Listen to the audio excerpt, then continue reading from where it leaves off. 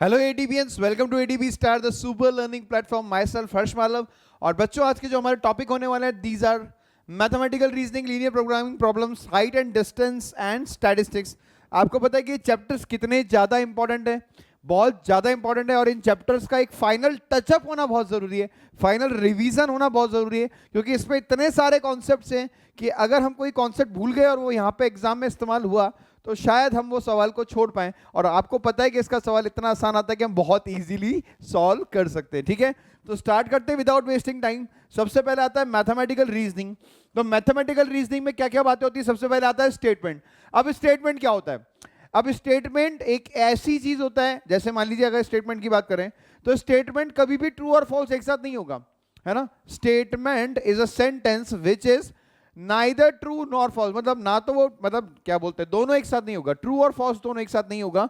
जैसे कि बात करूं मैं, और भी बात यहां पे ध्यान रखिए, जितने भी इंटेरोगेटिव सेंटेंसेस होते हैं, है ना, जितने भी इंटेरोगेटिव सेंटेंस होते हैं, विश होती है ना, इच्छा, इंपेरेटिव सेंटेंस होते हैं, ये सारे के सारे स्टेटमेंट नहीं होते हैं। दीज आर नॉट स्टेटमेंट, है ना। Where are you going, this is not a statement, है ना। विश कि आई वॉन्ट टू फ्लाई, है ना, ये सब स्टेटमेंट नहीं होते हैं। ठीक है, तो इंटेरोगेटिव, विश, इंपेरेटिव, ये एक्सक्लेमेटरी, एक और ले सकते हैं एक्सक्लेमेटरी, ये सारे सेंटेंसेस नहीं होते, राइट, ये सब सेंटेंसेस नहीं होते हैं।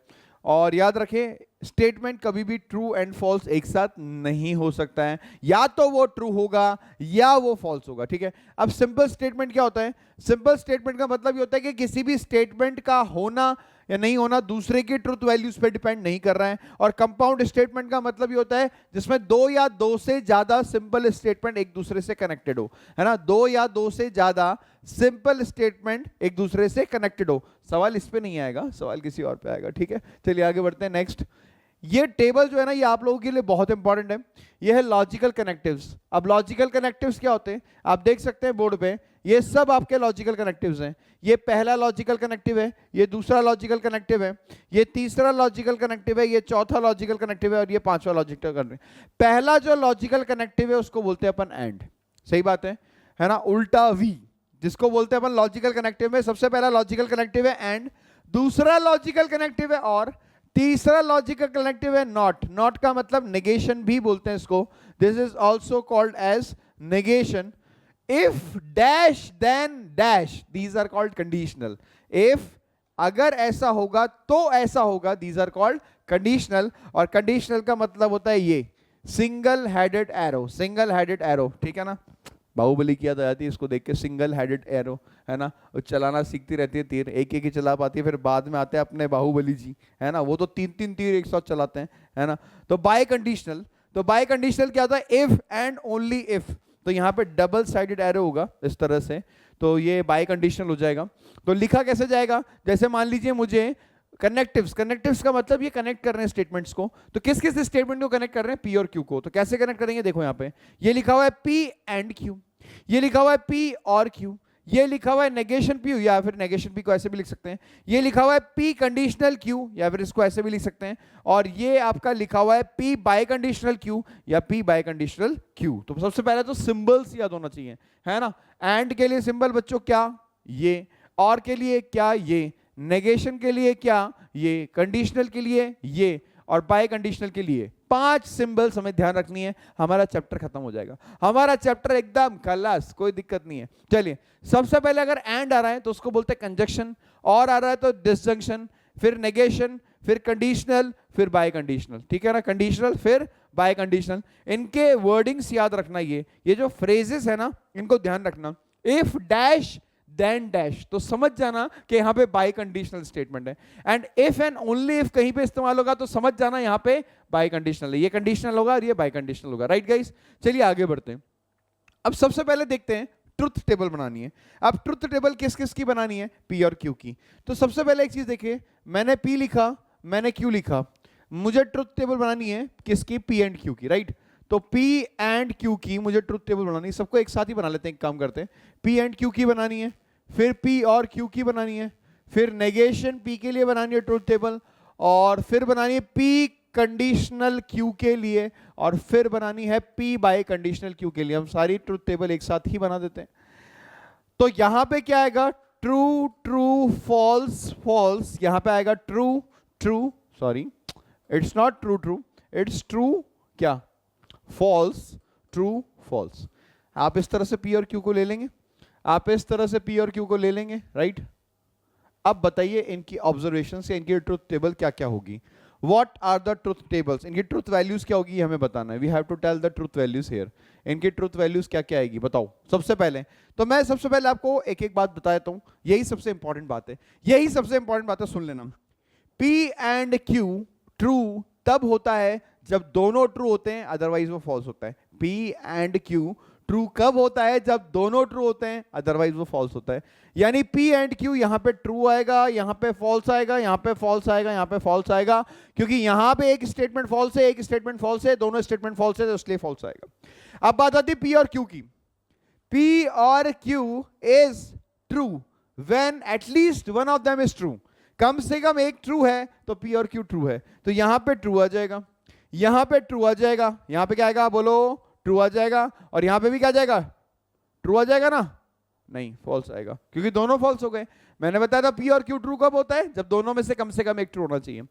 नेगेशन P कितना होगा भाई साहब, P का नेगेशन लिखना है आपको, तो ये हो जाएगा F F T and T, T का नेगेशन F, T का नेगेशन F, F का T, F का T, ठीक है। P कंडीशनल Q, ये बहुत इंपॉर्टेंट है। अब P कंडीशनल Q की बात ही आती है, तो आपको ये ध्यान रखना है ये फॉल्स कब होता है। P conditional Q is false, याद रखो फॉल्स कब होता है, ये याद रखना है। When P is true, when P is true and Q is false, when P is true and Q is false, सही बात है। P कंडीशनल Q ट्रू कब होता है, फॉल्स, फॉल्स कब होता है, जब P ट्रू होता है और Q फॉल्स होता है, सही है। तो P ट्रू होगा और Q जब फॉल्स होगा तब ये क्या होगा, ये आपका फॉल्स होगा। एक मिनट मैं चेक कर लूं एक बार, मैंने क्या बोला आपसे, तो सही है मेरे हिसाब से, हाँ सही है सही है सही है। P ट्रू जब होगा और Q जब फॉल्स होगा, ठीक है, तब ये क्या होगा, फॉल्स होगा, अदरवाइज हमेशा ये क्या आएगा बेटा, ट्रू आएगा। देखो P जब ट्रू था, Q जब फॉल्स था, तब ये फॉल्स आएगा, अदरवाइज ये हमेशा ट्रू होगा।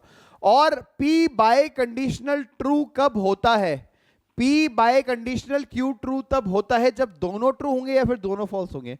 तो पहले वाले में ट्रू आ जाएगा क्योंकि दोनों ट्रू हैं, लास्ट वाले में दोनों फॉल्स है तब भी ट्रू आ जाएगा, बाकी केसेस में ये फॉल्स और ये फॉल्स, ठीक है। अब हमें याद क्या रखना है, बहुत सिंपल से आप बताते जाइए, फटाफट से मेरी हेल्प करते जाइए, इस असहाय की हेल्प कीजिए और आप बताइए कि P एंड Q ट्रू कब होता है, बताइए P एंड Q ट्रू कब होता है। Sir P and Q true जब होता है जब दोनों ट्रू होते हैं, अदरवाइज वो ट्रू नहीं होता है, राइट सर। अगर मैं P और Q की बात करूं तो कम से कम एक को ट्रू होना पड़ेगा, तो वो हमेशा ट्रू होगा। नेगेशन P हमें देखना ही नहीं है। P कंडीशनल Q, सर पहला वाला ट्रू जब होगा और दूसरा वाला फॉल्स जब होगा तब वो फॉल्स होगा, अदरवाइज वो हमेशा ट्रू होगा। और P बाय कंडीशनल Q में सर या तो दोनों ट्रू हो या फिर दोनों फॉल्स हो, उस केस में वो ट्रू होगा, अदरवाइज बाकी केसेस में वो क्या होगा, फॉल्स होगा। Hope it is clear to everyone. Main important बात यही है, I am investing a time on it, why, because it is very important, यही सबसे ज्यादा इंपॉर्टेंट बात है हमारे लिए। क्लियर है ना सबको। चलिए अब अगली बात की तरफ बढ़ते हैं। तो हमें यह ध्यान हो गया कि एंड कब काम करता है और कैसे काम करता है, कंडीशनल कैसे काम करता है और बाय कंडीशनल कैसे काम करता है। आगे बढ़ते हैं। अगला जो टॉपिक है उसका नाम है लॉजिकल इक्विवेलेंस। अब लॉजिकल इक्विवेलेंस का मतलब क्या होता है, जैसे आपको दो स्टेटमेंट दे रखे हैं और वो दो स्टेटमेंट आपके लॉजिकली इक्विवेलेंट है, इसका मतलब ये हुआ कि दोनों की ट्रुथ वैल्यू सेम आ रही है, दोनों की ट्रुथ वैल्यू सेम आ रही है। जो दो स्टेटमेंट आपको दे रखे हैं, let me read, two compound statement S1 and S2 are said to be logically equivalent और simply equivalent if they have same truth value for all logical possibilities. जितनी भी लॉजिकल पॉसिबिलिटीज होगी सबके लिए ट्रुथ वैल्यूज क्या होगी, same.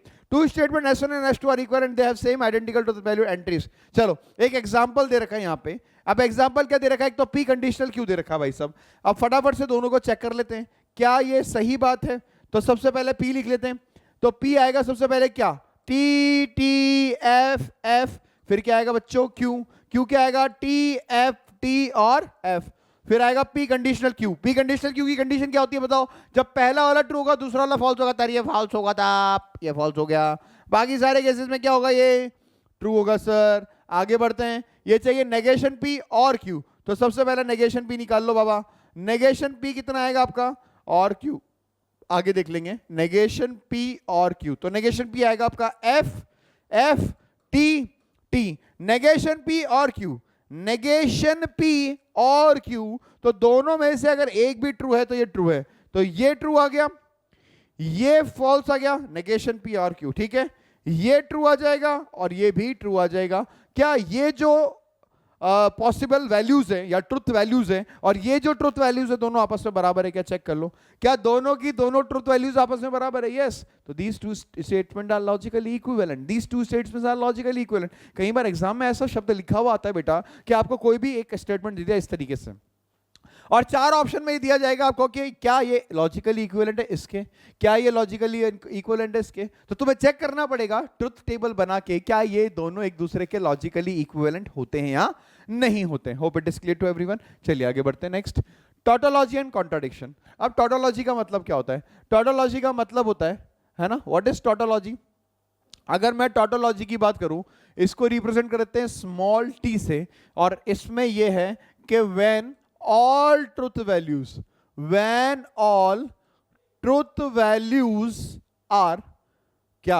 true for all logical possibilities, for all logical possibilities, सारी logical possibilities के लिए इसका truth values हमेशा क्या आएगा? true आएगा। that is called tautology। और अगला जो होता है उसको बोलते हैं अपन fallacy, या तो उसको fallacy भी बोल सकते हैं या फिर उसको कॉन्ट्राडिक्शन भी बोल सकते हैं, या फिर उसको कॉन्ट्राडिक्शन भी बोल सकते हैं। कॉन्ट्राडिक्शन बोले, स्मॉल एफ बोले या स्मॉल सी बोले। तो फॉलेसी और कॉन्ट्राडिक्शन में क्या होगा? When all truth values are, बताओ तुम बताओ, when all truth values are क्या होंगी बच्चों? Are false for all logical possibilities, for all possibilities, या लॉजिकल पॉसिबिलिटीज लिख लेते हैं, कोई फर्क नहीं पड़ता। लॉजिकल पॉसिबिलिटीज, देखो अच्छे से करके जाना इन टॉपिक्स को। इसका सवाल अगर स्किप हो गया ना तो फिर इससे बुरा और कुछ नहीं होगा। सबसे बेस्ट यही है, ये टॉपिक सबसे मजेदार हैं। अब ये जो चार टॉपिक पढ़ रहे हैं हम लोग, है ना, दो सवाल आने के चांसेस होते हैं इसमें से। या तो सवाल हाइट एंड डिस्टेंस का टपकेगा, मैथमेटिकल रीजनिंग का, स्टैटिस्टिक्स का। Linear programming problem is not as much important, ठीक है, फिर भी मैं थोड़ा बहुत आइडिया आपको दे दूंगा, ठीक है। चलिए आगे बढ़ते हैं। नेक्स्ट, टॉटोलॉजी का मतलब जब सारी ट्रुथ वैल्यूज क्या हो गई? ट्रू। और फॉलेसी और कॉन्ट्रडिक्शन का मतलब जब सारी ट्रुथ वैल्यूज क्या हो गई? फॉल्स हो गई। चलिए आगे बढ़ते हैं। नेक्स्ट क्या है? ड्युअलिटी देख लेते हैं। ड्युअलिटी क्या होती है? Two compound statement S1 and S2 are said to be duals of each other if one can obtain from the other by replacing and by or by and। देखो duality मिलती कैसी है? आपके पूरे स्टेटमेंट अगर आपने और को एंड में कन्वर्ट कर दिया या फिर एंड को और में कन्वर्ट कर दिया तो वो एक दूसरे के डुअल्स कहलाएंगे। क्या कहलाएंगे? डुअल्स, ठीक है। If a compound statement contain the special variable t and c, then we obtain its dual replacing t by c and c by t in addition to replacing and by or by and. देखो ये तो करना है ही सही, ये इतनी अंग्रेजी नहीं समझ में आएगी, छोड़ो उस अंग्रेजी को, छोड़ो वो अंग्रेजी को, छोड़ो भाई। हाँ, तो यहां पे देखिए आपको करना क्या है, बहुत सिंपल सा है। अगर कहीं पर टॉटोलॉजी यूज हो रहा है शब्द या कॉन्ट्राडिक्शन यूज हो रहा है तो टॉटोलॉजी तो कॉन्ट्राडिक्शन में कन्वर्ट हो जाएगा और कॉन्ट्राडिक्शन जो है वो टॉटोलॉजी में कन्वर्ट हो जाएगा in addition of this. In addition of this का मतलब और तो एंड में कन्वर्ट होगा ही होगा और एंड और में कन्वर्ट होगा ही होगा, ध्यान रखना। The connectives and or are also duals of each other. If S star PQ is the dual of the compound statement SPQ, then star negation P negation Q, इसको आप इस तरह से लिख सकते हैं, है ना। ये इतना खास नहीं है, ज्यादा पर ध्यान ये रखना है कि किसी भी स्टेटमेंट का अगर आपको डुअल निकालना है तो आपको क्या करना है? दो चीजें करनी है। टॉटोलॉजी को कॉन्ट्राडिक्शन में करना है या कॉन्ट्राडिक्शन को टॉटोलॉजी में। साथ के साथ अगर एंड आ रहा है तो और में और आ रहा है तो एंड में, दैट इज द डुअल। वो डुअल ऑब्टेन हो जाएगा उस स्टेटमेंट का, ठीक है। चलिए आगे बढ़ते हैं नेक्स्ट बात पे, converse, inverse and Contra positive. पहली बात तो ये जो तीन ऑपरेशन आपके सामने लिखे हुए ना, इसमें सबसे इंपॉर्टेंट ये होता है कॉन्ट्रा पॉजिटिव, जिसपे काफी बार जेईई मेंस में सवाल पूछा, काफी बार। अब कन्वर्स, ये सारे के सारे एप्लीकेबल होते हैं कंडीशनल स्टेटमेंट पे, लिखा भी होगा converse, inverse and contradiction of the conditional statement. ये तीनों के तीनों ऑपरेशन अप्लाई होते हैं बेटा कंडीशनल स्टेटमेंट पे और बहुत ज्यादा इंपॉर्टेंट होते हैं। क्यों ज्यादा इंपॉर्टेंट होते हैं? क्योंकि इसका सवाल सबसे ज्यादा पूछा गया है फॉर स्पेशली कॉन्ट्रा पॉजिटिव, कि इस स्टेटमेंट का कॉन्ट्रा पॉजिटिव आप निकाल के दिखाओ, ठीक है। तो कन्वर्स क्या है? अच्छा, स्टेटमेंट कैसा दिखेगा? अगर वो आपसे पूछ रहा है कि कॉन्ट्रा पॉजिटिव निकाल के दिखाओ तो स्टेटमेंट कैसा दिखेगा? इफ एंड देन के साथ कनेक्टेड दिखेगा, क्योंकि लॉजिकल कनेक्टिव्स तो वही है ना भाई। कनेक्टिव्स क्या है? आपका अगर आप बाय कंडीशनल स्टेटमेंट के लिए 3 ऑपरेशन पढ़ रहे हो तो कंडीशनल स्टेटमेंट तो इसी तरह से दिखाई देगा आपको, इफ दिस देन दिस, है ना, समझ रहे हैं बात को। चलिए, तो यहां पे अगर मैं कन्वर्स की बात करूं तो अगर P कंडीशनल Q है और P कंडीशनल Q का मुझे कन्वर्स करना है तो इसका जो कन्वर्स आएगा, बताओ क्या आएगा, आप लोग बताओ, आप लोग बताओ, क्या आप सही बता रहे हैं, क्या आपने थ्योरी रिवाइज कर रखी है अच्छे से। इसका कन्वर्स आएगा Q कंडीशनल P, इसका कन्वर्स आएगा Q conditional P, just reverse हो जाएगा। इनवर्स की बात करें तो P कंडीशनल Q का जो इनवर्स आएगा वो आएगा negation P conditional negation Q, negation P conditional negation Q। और बात करें अगर कॉन्ट्रा पॉजिटिव की तो कॉन्ट्रा पॉजिटिव आएगा negation Q conditional negation P, यानी रिवर्स भी हो जाएंगे और दोनों के आगे नेगेशन भी लग जाएगा। और ये बहुत ज्यादा इंपॉर्टेंट है कि आपने P कंडीशनल Q दे रखा था सर, हमने इसका कॉन्ट्रा पॉजिटिव कर दिया तो हमने दोनों को रिवर्स भी कर दिया और दोनों के आगे नेगेशन भी लगा दिया। Is it clear to everyone? सबको ये बात समझ में आती है? कन्वर्स में क्या करना होता है, अगर P कंडीशनल Q दिया हुआ है तो उसको Q कंडीशनल P कर देते हैं। अगर इनवर्स की बात करें तो P कंडीशनल Q दिया हुआ है तो उसको negation P conditional negation Q, और यहां पे उल्टा negation Q conditional negation P, that is called Contra positive. अब सवाल करेंगे तब क्लियर होगा, है ना। तो फिलहाल के लिए आपको यहां पे याद रखने वाली चीजें ज्यादा है, याद रखने वाली चीजें ज्यादा है। यहां पे देखो, किसी भी सवाल में अपनी ग्रामर मत घुसेड़ना, हमने तो बहुत ज्यादा इंग्लिश पढ़ी है, हम तो अच्छे से ग्रामर को लिखेंगे। जिस बच्चे ने यहाँ पे अपनी ग्रामर लगाने की कोशिश की ना, खलास, ये maths man, this is a maths. तो यहाँ पे आप अपनी ग्रामर, अपनी अंग्रेजी कृपया करके अपने पास ही रखें और जो बातें सिखाई जा रही हैं, अब आप वहां पे जाके ये पढ़ोगे, स्टेटमेंट पढ़ा, आपको लगा रहे यार ये तो मजा नहीं आ रहा, इसमें फील नहीं आ रहा, ये तो कोई मतलब का नहीं बनता। अरे मतलब बनेगा भाई, मैथ्स के लिए बनेगा, तू टेंशन मत ले, तू याद रख बस प्लीज। कुछ बच्चे ऐसा करते हैं, मेरे इतने बड़े एक्सपीरियंस काल में मैंने ये देखा है। बट सर ऐसे कैसे सर, ये हमारी इंग्लिश वाली मैडम ने तो, अरे वो इंग्लिश वाली मैडम गई भाड़ में, वो थोड़ी ना मैथ्स पढ़ा रही है, मैथ्स तो मैं पढ़ा रहा हूँ ना। तो ये चीज का ध्यान रखना है। सर मैम ने तो ये बताया था sir, she has taught me like this, है ना, चुप, शट अप, जो पढ़ा रहा हूँ वो पढ़ ले, ठीक है। ये सारी चीजें ध्यान रखनी है ना। वैसे आप ऐसा नहीं करेंगे, यू आर क्वाइट इंटेलिजेंट, आप जानते हैं ये बात को, है ना। शुरुआत में बच्चों को ये बातें पढ़ाई जाती है तो उनको थोड़ी सी पचती नहीं है कि सर ये तो ग्रामेटिकल मिस्टेक हो रही है सर इसमें, है ना। तो 10th वाली फीलिंग लेके आते हैं कि ग्रामेटिकल मिस्टेक हो रही है, तो ठीक है, आपको याद रखना है, ठीक है। आगे बढ़ते हैं, negation of compound statement, again important topic, very very very very very very very very important, very very very very important, बहुत ज्यादा इंपॉर्टेंट है नेगेशन। अब नेगेशन क्या है, सुनो मेरी बात। कंजक्शन का नेगेशन, जैसे एंड का नेगेशन निकालना है। जैसे मान लीजिए आपके पास P एंड Q है, मुझे P एंड Q का नेगेशन निकालना है, तो बहुत ही आसान, इसका नेगेशन आएगा नेगेशन P, यहां पे आ जाएगा नेगेशन Q, एंड जो है वो और में कन्वर्ट हो जाएगा, ये इसका नेगेशन होगा। समझ रहे बात को? नेगेशन याद, देखो याद रखने वाली चीजें, अगर आपने याद नहीं रखा तो फिर कोई फायदा नहीं है। तो negation of P and Q हो जाएगा negation P or negation Q। और अगर आपने नेगेशन निकाला P और Q का बालक तो क्या हो जाएगा, नेगेशन P, ये और है तो ये एंड में कन्वर्ट हो जाएगा नेगेशन Q, राइट। बिल्कुल सही सर, बिल्कुल सही।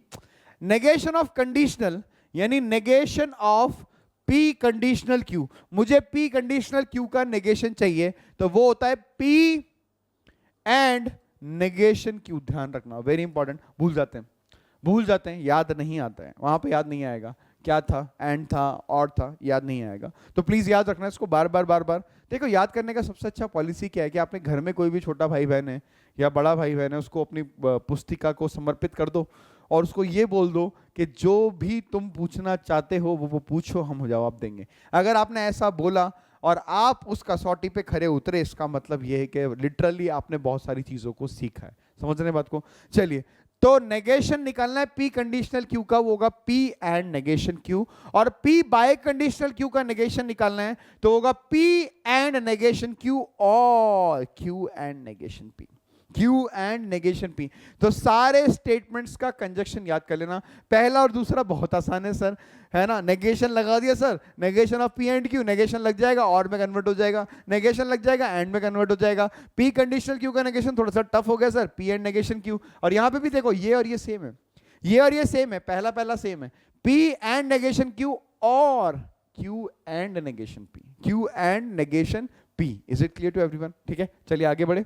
नेक्स्ट, नेगेशन ध्यान रखना है. देखो क्या क्या बातें ज्यादा इंपॉर्टेंट है. एक तो आपको सबकी प्रॉपर्टीज ध्यान रखनी है, सारी लॉजिकल पॉसिबिलिटीज, कब कौन ट्रू होगा और कब कौन फॉल्स होगा ये ध्यान रखना है. दूसरा, कॉन्ट्रा पॉजिटिव ध्यान रखना है. तीसरा, नेगेशन वाला ध्यान रखना है. सर आपने पढ़ाया भी तो वही है. अच्छा, मैंने डुअलिटी नहीं पढ़ाया, मैंने डुअलिटी के लिए तो बोला ही नहीं आपसे कि याद करना. जो चीज इंपॉर्टेंट है उसके बारे में बात कर रहे हैं. ठीक है, चलिए आगे बढ़ते हैं. अलजेब्रा ऑफ स्टेटमेंट्स की बात करते हैं. Idempotent law. आप P और P एंड P निकालोगे तो P आएगा. आप P एंड P निकालोगे तो P आएगा. P और P निकालोगे तो P आएगा. P, ये वो देखो commutative law. P and Q हो, चाहे Q एंड P हो, बात एक ही, सेम और में भी होगा. P और Q हो, Q और P हो, सेम आएगा. Associative law, P and Q and R, तो आप इस तरह से भी लिख सकते हैं. डिस्ट्रीब्यूटिव लॉ, ये आप देख लीजिएगा. डी मॉर्गन लॉ आपको बता चुके हैं. ये डी मॉर्गन लॉ थोड़ा सा इंपॉर्टेंट है जो कि आप कर भी चुके हैं. Negation of P and Q, negation of P and Q आएगा negation P or negation Q, और नेगेशन ऑफ P और Q आएगा negation P and negation Q. De Morgan law याद रखिए. बाकी डिस्ट्रीब्यूटिव एसोसिएटिव का है ना, आइटम इंपॉर्टेंट हो. नेक्स्ट बढ़ते हैं आगे. Identity law. अब सबसे पहला लॉ देखिए, P and T is P. Sir हमें कैसे पता लगेगा ऐसा? सर मजा नहीं आ रहा सर फील नहीं आ रहा सर. अब बताइए अब कैसे करेंगे इसको? हाउ, है ना, हाउ, COW, काउ. तो अगर आपको ये करना है P एंड T, इसको प्रूफ करके दिखाना है P के बराबर आएगा. चलो आओ मेरे साथ. यहां पे हमने दो स्टेटमेंट बनाए, एक को बोला P और एक को बोला T. ये ट्रू हो सकता है या फॉल्स हो सकता है. ये तो बाबा ट्रू होगा और ट्रू होगा. हमें क्या चाहिए? हमें चाहिए P एंड T. अब हमें P एंड T चाहिए, तो P एंड T तो ट्रू तब होता है जब दोनों ट्रू होते हैं. तो पहला वाला ट्रू हो जाएगा, दूसरा वाला फॉल्स हो जाएगा. तो अल्टीमेटली ये वाली क्वांटिटी जो है ये P के बराबर ही तो आ रही है. ये P और ये दोनों सेम ही तो आ रहे हैं, तो वही तो लिखा हुआ है. P and T is equal to P. P or T is equal to T. यहां पे वो भी बना देते हैं आपके लिए, आपकी सेवा में हाजिर HM sir. P or T, तो P और T में क्या होगा कि कोई भी एक ट्रू होना चाहिए, तो ये भी ट्रू हो जाएगा, ये भी ट्रू हो जाएगा, तो ये बन क्या जाएगा? This is equal to tautology, this will T. P or C यानी कॉन्ट्राडिक्शन. P और C है ना, वो निकाल लेना. अब तो कर लोगे, तरीका सीख गए. चलिए आगे बढ़ते हैं. Complement law. P and negation P, fallacy या फिर contradiction. P or negation P same इसी तरीके से आप निकाल सकते हैं. जैसे negation of contradiction, tautology. Negation of contradiction क्या होगा बच्चों? टॉटोलॉजी. सही बात है. कॉन्ट्राडिक्शन का नेगेटिव नेगेशन तो टॉटोलॉजी होगा, और टॉटोलॉजी का नेगेशन क्या होगा? कॉन्ट्राडिक्शन. यानी उसकी ट्रूथ वैल्यूज ट्रू है, ट्री नहीं ट्रू है, उसके आगे नेगेशन लगा दोगे तो सारी ट्रूथ वैल्यूज क्या हो जाएगी? फॉल्स हो जाएगी. राइट. चलिए आगे बढ़ते हैं. नेक्स्ट, अगली बात कहाँ है? हाँ, अब सवाल करते हैं. थ्योरेटिकल पार्ट में हमें बेटा केवल इतना सा ही ध्यान रखना है. अगर हमने इतना ध्यान रख लिया ना, I guarantee you can do the question. आप बहुत ही आसानी से सवाल को कर जाएंगे. क्लियर. चलिए, for the statement P and Q consider the following amount statements. आपको बताना है इसमें से कौन क्या क्या है, टॉटोलॉजी है या नहीं है, मतलब एक्चुअल में इनकी ट्रूथ वैल्यूज ही निकालनी है आपको. तो स्टार्ट करते हैं टेबल बनाना. मैं तो सबसे बेस्ट देखो टेबल ही मानता हूं. अब जो बच्चा टेबल नहीं बनाएगा, सबका अपना अपना तरीका होता है यार करने का, ठीक है ना. सबसे बेस्ट तो होता है टेबलिंग प्रोसेस. तो सबसे पहले आपको क्या लिखना है यहाँ पे? P Q. अब P और Q की बात करें, ये रहा P, ये रहा Q. क्या आता है बच्चों? True true, false false, true false, true false. सबसे पहले क्या निकालना है बताओ? नेगेशन Q निकाल दो सर. हाँ लो, नेगेशन Q निकाल दिया. नेगेशन Q कितना आएगा बच्चों? False true, false true. सही बात है. फिर क्या निकाल दे सर? P कंडीशनल Q निकाल दो सर. सही है. P कंडीशनल Q निकाल देते हैं. P कंडीशनल Q फॉल्स कब होता है? जब पहला ट्रू होता है और दूसरा फॉल्स होता है, तब ये फॉल्स होता है. अदरवाइज हमेशा ट्रू होगा, हमेशा ट्रू होगा, हमेशा ट्रू होगा. अब इन दोनों के बीच में क्या लगाना है बाबा? एंड. ये वाला स्टेटमेंट, ये वाला स्टेटमेंट पूरा बन जाएगा. तो ये वाले स्टेटमेंट की बात करूं तो ये स्टेटमेंट हो जाएगा आपका negation Q and P conditional Q. बताओ, तो ये दोनों आपके पास अवेलेबल है, बीच में एंड लगाना. एंड का मतलब दोनों ट्रू तो ट्रू, अदरवाइज फॉल्स. तो फॉल्स फॉल्स फॉल्स ट्रू. आइए आइए आइए, अगला स्टेप क्या है? इसका कंडीशनल लेना है नेगेशन P से. तो सबसे पहले नेगेशन P निकाल लेते हैं. तो नेगेशन P कितना आएगा बच्चों? नेगेशन P आएगा फॉल्स फॉल्स ट्रू ट्रू. अब इन दोनों के बीच में रिलेशन, वो भी कंडीशनल वाला. तो कंडीशनल क्या कहता है? कंडीशनली कहता है कि जब पहला वाला ट्रू होगा और दूसरा वाला फॉल्स होगा, मतलब नेगेशन के साथ पहला वाला ट्रू होगा और दूसरा वाला फॉल्स होगा, तब ये फॉल्स होगा. तो पहला वाला ट्रू होगा और दूसरा वाला फॉल्स होगा तब ये फॉल्स होगा, ऐसा कहीं पे हो ही नहीं रहा, ऐसा कहीं पे हो ही नहीं रहा। देख लो पहला वाला ट्रू, यहां पे पहला वाला ट्रू हो रहा है पर दूसरा वाला फॉल्स नहीं हो रहा है, वो भी ट्रू हो रहा है। इसका मतलब सारी लॉजिकल पॉसिबिलिटीज किसके बराबर आ जाएगी? ट्रू के बराबर। इसका मतलब ए स्टेटमेंट तो टॉटो है बाबा। क्या है? टॉटोलॉजी। अब बात करते हैं दूसरे स्टेटमेंट की। अब दूसरा स्टेटमेंट क्या है? ये भी बहुत बढ़िया लग रहा है देखने में। तो वही टेबल बनाओ बहुत तसल्ली से, है ना। इसके सवाल को बहुत प्यार से करना, प्यार से, खूबसूरती से, इसकी खूबसूरती को निहारना आप लोग, है ना। मतलब ऐसा नहीं है बैठ के इसी सवाल को कर रहे हैं वहां पे, ऐसा नहीं होना चाहिए। True false, true false. सबसे पहले क्या बना है भाई टेबल में बताओ? सबसे पहले बना दीजिए सर पी और क्यू। तो पी और क्यू बना दिया मैंने। पी और क्यू ट्रू कब होता है? ये ट्रू, ये ट्रू। ये आर कहां से आ गया बे? तू कहां से चमका बे? तेरा तो कोई अस्तित्व ही नहीं है, तू जबरदस्ती हीरो बन रहा है बे। फॉल्स। हाँ भाई पी और क्यू। तो पी और क्यू की बात करेंगे तो पी और क्यू का true true true and this is false. ये ट्रू तब होता है जब दोनों ट्रू होते हैं, मतलब दोनों नहीं, कम से कम एक ट्रू होना चाहिए। फिर नेगेशन पी बना देते हैं। अगर नेगेशन पी मैं बनाऊंगा आपके सामने तो वो आ जाएगा एफ एफ टी टी, ठीक है। तो नेगेशन पी भी आ गया। अब इन दोनों के बीच में क्या लेना है बेटा? इन दोनों के बीच में, किन दोनों के बीच में? ये लिखा हुआ है पी और Q and negation P, and negation P. यही है पी और क्यू एंड नेगेशन पी। ये रहा पी और क्यू, ये नेगेशन पी, दोनों के बीच में एंड है। तो जब दोनों ट्रू होंगे तब ट्रू होगा, अदरवाइज फॉल्स होगा। तो ये फॉल्स हो जाएगा, ये फॉल्स हो जाएगा, ये ट्रू हो जाएगा और ये फॉल्स हो जाएगा। अब हमें क्या करना है? इसका कंडीशनल लेना है क्यू के साथ। इस पूरे का कंडीशनल क्यू के साथ लेना है। तो पहले ये आ रहा है, क्यू बाद में आ रहा है।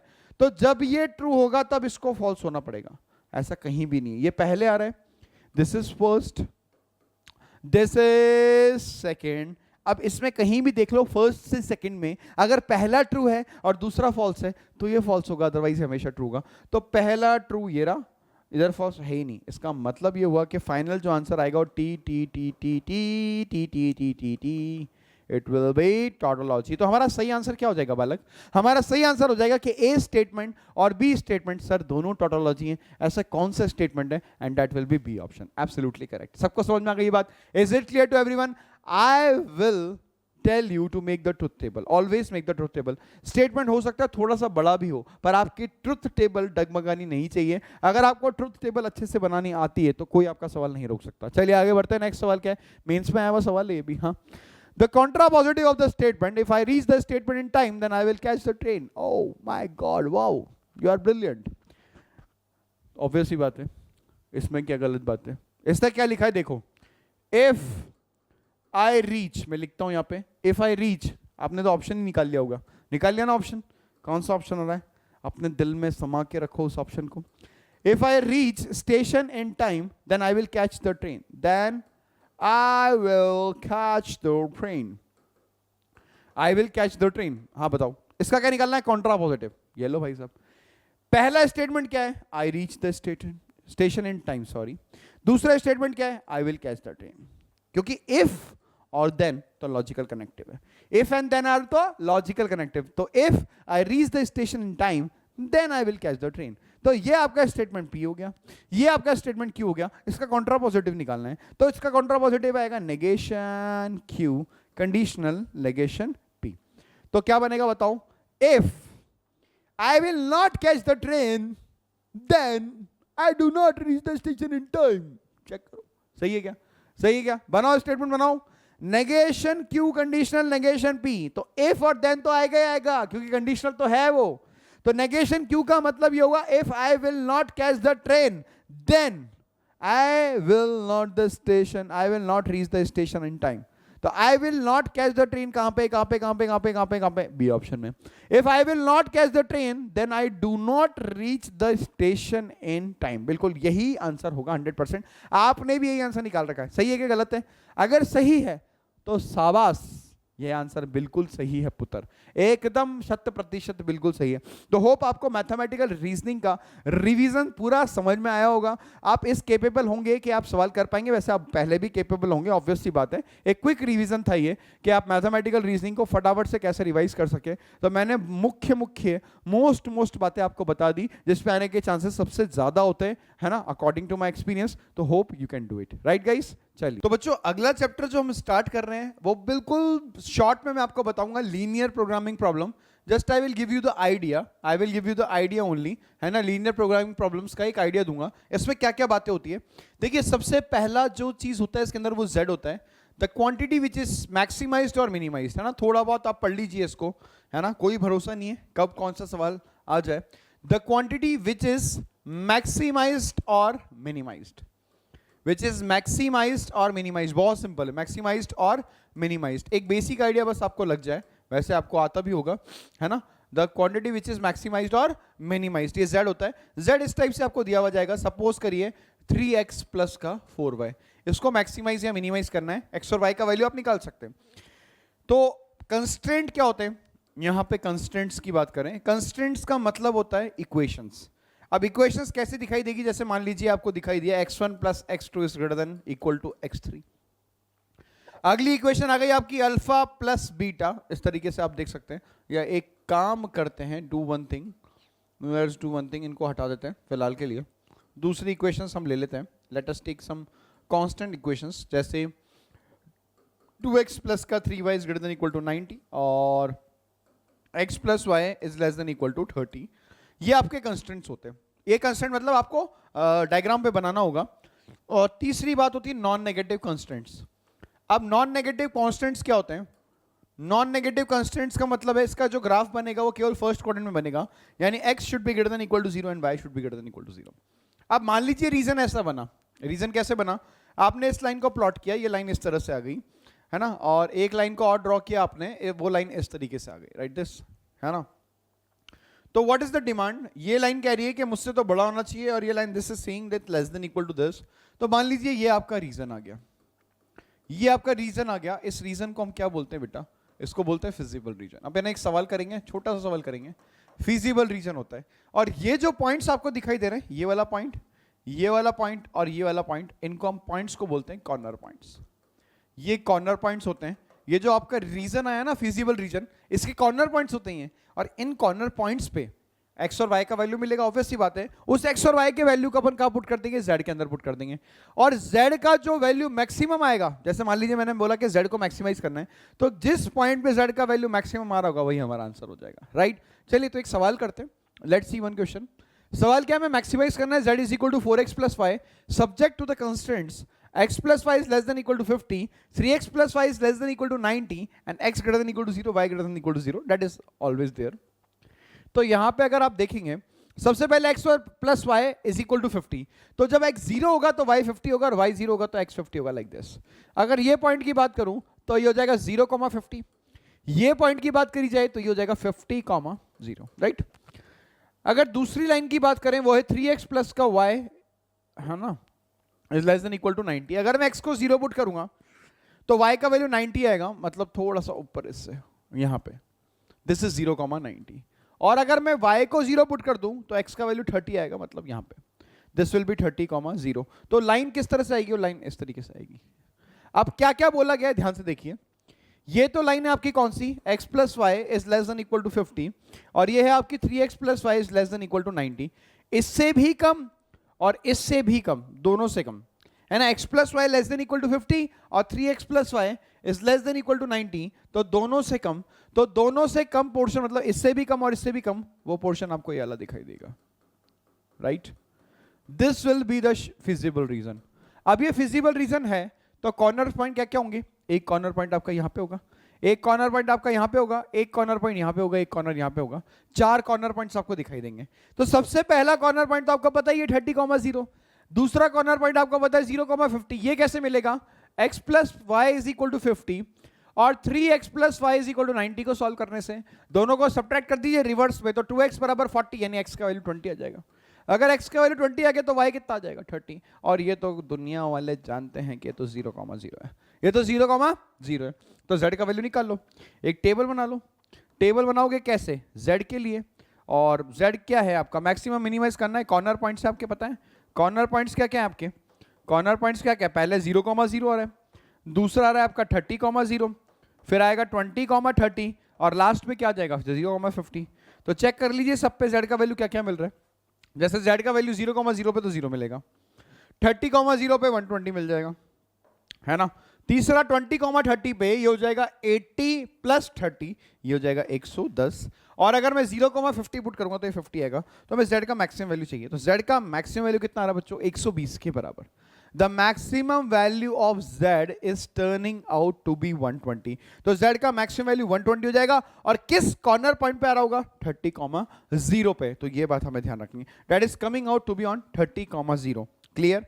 ये छोटी सी बात थी बस, इसमें मैं ज्यादा आपका टाइम वेस्ट नहीं करूंगा, ये थोड़ा सा मुझे बताना था आपको, मैंने बता दिया। ठीक है, अब आगे बढ़ते हैं नेक्स्ट चैप्टर की तरफ। अगला चैप्टर जो है हमारा वो क्या है बेटा, वो है हाइट एंड डिस्टेंस। अब हाइट एंड डिस्टेंस में ट्रिग्नोमेट्री का यूज होगा क्लियरली। अब ट्रिग्नोमेट्री में सबसे ज्यादा प्रचलित जो हाइट एंड डिस्टेंस में यूज होता है, बताओ कौन सा एंगल है, कौन सा ट्रिग्नोमेट्रिक रेशियो है, tan theta. Yes, tan theta सबसे ज्यादा यूज होता है, क्योंकि height upon perpendicular upon base, ये सारी चीजें। तो हाइट एंड डिस्टेंस को अपन थ्योरेटिकल पार्ट से ना करके, है ना, हम कहां से करेंगे, न्यूमेरिकल पार्ट से, क्वेश्चन के थ्रू सॉल्व करेंगे अपन हाइट एंड डिस्टेंस को।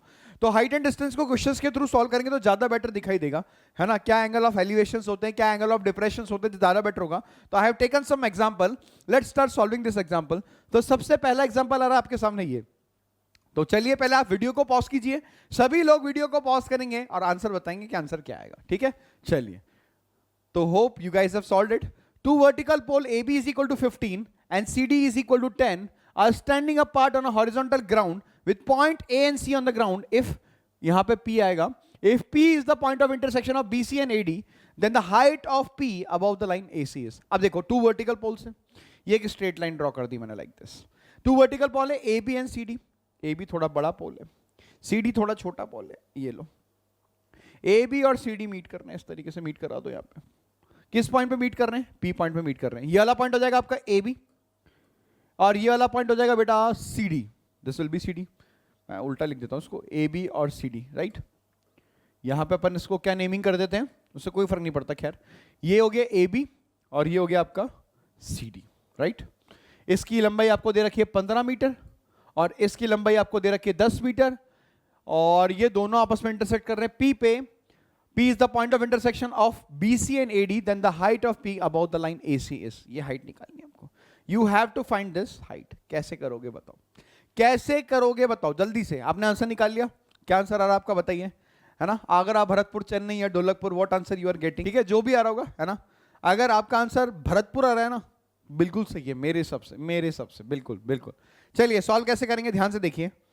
अगर मैं इस ट्राइंगल की बात करूं, पहले कुछ साइजेस दे देते हैं। जैसे इसको अपन ने Q पॉइंट बोल दिया, तो ये X बोल दिया और ये Y बोल दिया।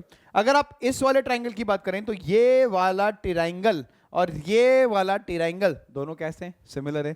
तो दोनों अगर सिमिलर है तो दोनों की साइड्स कायम आएंगी प्रोपोर्शन में। कौन सा ट्राइंगल, एक तो ये वाला ट्राइंगल। सिमिलैरिटी का कंसेप्ट बहुत यूज होता है, यहाँ सिमिलैरिटी पहचानना बहुत आसान होता है। हाइट एंड डिस्टेंस में अगर सिमिलैरिटी का यूज नहीं किया तो कहीं सवाल आपसे नहीं हो पाएंगे। तो अगर मैं इस लेंथ की बात करूं, इस वाले पार्ट की, तो ये हो जाएगा 15/x + y। ये ट्राइंगल सिमिलर है इस वाले ट्राइंगल के, and that will be equal to h/x। That will be equal to h/x। ये पहला रिलेशन आएगा, राइट। ये पहला रिलेशन हमारे पास आएगा। दूसरा रिलेशन आएगा इधर से, ये वाला ट्राइंगल और ये वाला ट्राइंगल दोनों कैसे सिमिलर, यानी tan divided by x + y, tan divided by x + y, that will be equal to this h divided by कितना हो जाएगा ये x, सॉरी यहां पे y आएगा, यहां पे x नहीं आएगा, that will be equal to y। मैंने यहां पे x लिख दिया, this will be equal to y। ये h/y के बराबर आ जाएगा, राइट। अब बात यह आती है कि हम क्या सॉल्व करें। या तो एक काम करें, क्या काम करें, दोनों को डिवाइड कर देते हैं। अगर दोनों को डिवाइड करेंगे तो what will happen, x + y से x + y कट जाएगा, ये 15/10 आ जाएगा, that will be equal to 3/2। यहां से आप देख सकते हैं कि h/y और ये h/x, तो एक तरह से x/y आ जाएगा और यहां से आपको मिल जाएगा 3y = 2x। एक रिलेशन आपको मिल जाएगा 3y = 2x, राइट। अब एक काम करें, x की वैल्यू कितनी आ जाएगी, 3y/2। तो x की वैल्यू 3y/2 यहां पे पुट कर दो, तो 15/x की जगह 3y/2, तो ये हो जाएगा 3y/2 प्लस का y, that is equal to h/y। अब ये कितना बनेगा, एलसीएम ले लो यहाँ पे। ये एलसीएम लेने पे 5 बनेगा, 5y/2, तो ये 13 बाय कितना हो जाएगा, 5y। तो ये जाएगा 30 divided by 5y is equal to h/y। y से y कैंसिल हो गया, h कितना बचा, 6। Question is finished. h कितना आ गया बच्चों, 6। 30/5, that will turn out to be 6। You are through, आपका आंसर मिल गया। कितना आसान था देखो, वेरी इजी। अच्छा, हाइट एंड डिस्टेंस पे सबसे इंपॉर्टेंट बात क्या होती है बच्चों?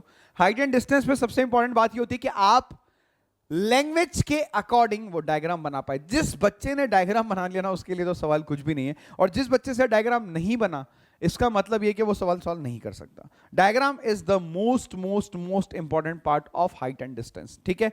Is it clear to everyone? पहला डायग्राम, दूसरा सिमिलैरिटी की कंडीशन लगाना आपको आना चाहिए, है ना? अगले सवाल पे मूव करते हैं। अगर आप इसमें गलत हुए हो तो अगला सवाल में डेफिनेटली सही हो जाएंगे। चलिए अगला सवाल कीजिए, वीडियो को पॉज कीजिए और सवाल को ट्राई कीजिए। The angle of elevation of a cloud C, है ना? देखिएगा दोबारा से क्या करना है अपन ने, एक छोटी सी गलती कर दी अपन ने।